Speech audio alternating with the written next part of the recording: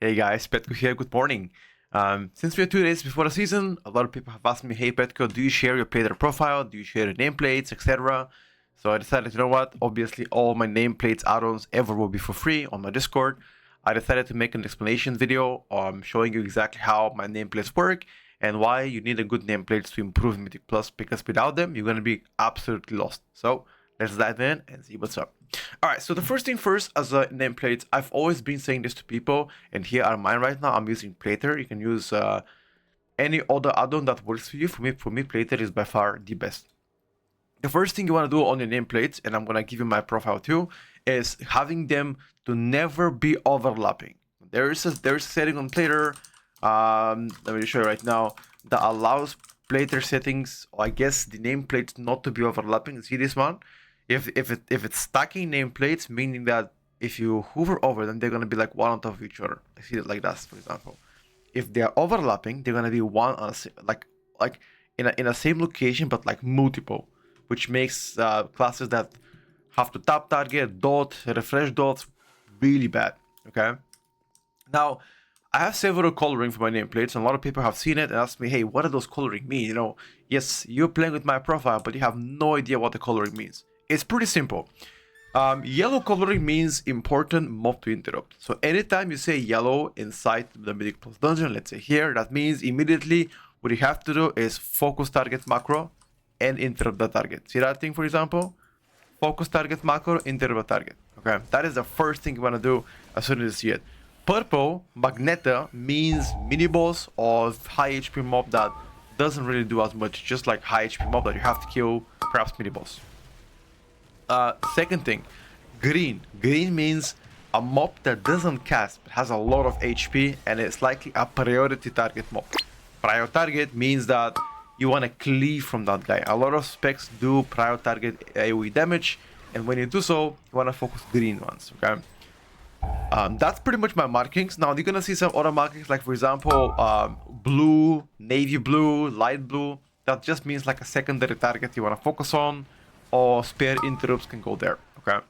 Second thing that people see on my screen, they see who the mobs are casting on. You see that thing, for example, with my player profile. As soon as you have it, it tells you who is the mob gonna cast on, who is gonna interrupt on. This is gonna be immense help to you. Why? You can plan your defensive around that one. So for example, if you see a mob casting on you a bolt and you have no interrupt, what you can do is easily interrupt or stun or do anything, or even use a defensive if you have to stop that cast from going through.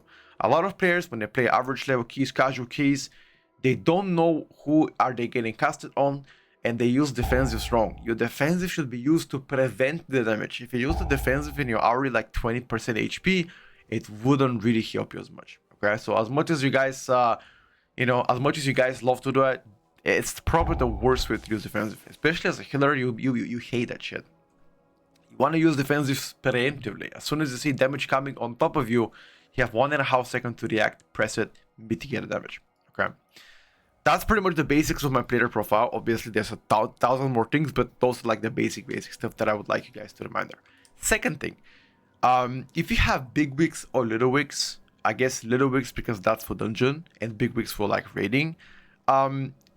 They have a setting of which I can show you if you want to, where it shows the most important spells of each mob to the left side. So for example, let's say we're gonna go on top of the air and see that it shows you, hey, this mob has this cast ability that he can cast at any point of time. Okay. As soon as he casts it, let's say cast it here, usually it should go on cooldown, but right now I guess they haven't really finalized that thing, for example, but soon enough it's gonna go on cooldown. I'm pretty sure that it will be fixed in the next couple of days. Alternatively, if you don't like that, you can disable Little Wigs, the add-on, and you can get targeted spells week out from Wago.io. I believe Meres made it last season. Let me try to find it for you. I think he made it last season, but this season I don't think he have updated it. Checking right now for you.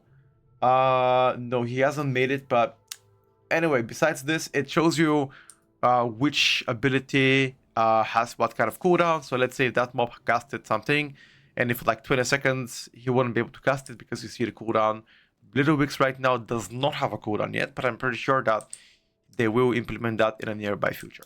Okay.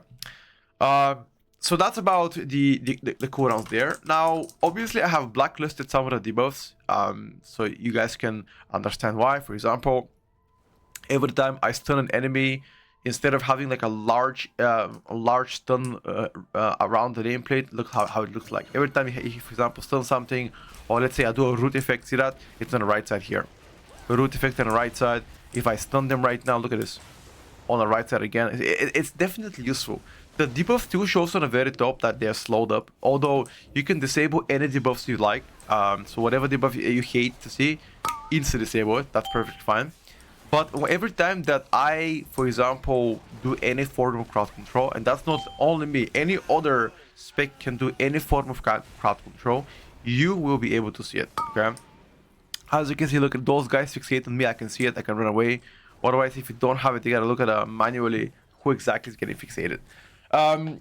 There are other add-ons that further supplement and support player nameplate settings. Obviously, Plater and Little Wix for me are the main ones. There are a few more that help you improve generally as a player.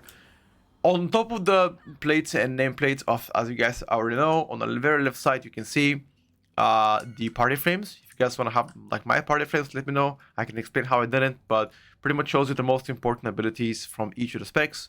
On the left side, mostly things that can help your group, /utility, etc. I haven't exported that one yet, but I'm gonna soon do so. And once again, it's free. You never have to pay for it. And all you gotta do is just enter Discord, get it. And if you don't like Discord, get out. You know, that's it. No catch up, no strings attached. You know, none of that fucking childish bullshit. I think that's all for now, guys. If you have any other question, let me know, and I'm happy to explain. But definitely, as a conclusion, you definitely need a better nameplates to get better in Mythic Plus. Add-ons, weak hours, etc. will make you a better player. They will never make you a worse player. So if you don't have one, if you're playing with the default nameplates, there is nothing worse that you can do than have the default nameplates. Okay, by far, not even close. That is the best thing you can have. Nameplates, good party frame add-on, and most importantly, weak hours to see your rotation. Okay, that's all for now. Take care. Have a good one.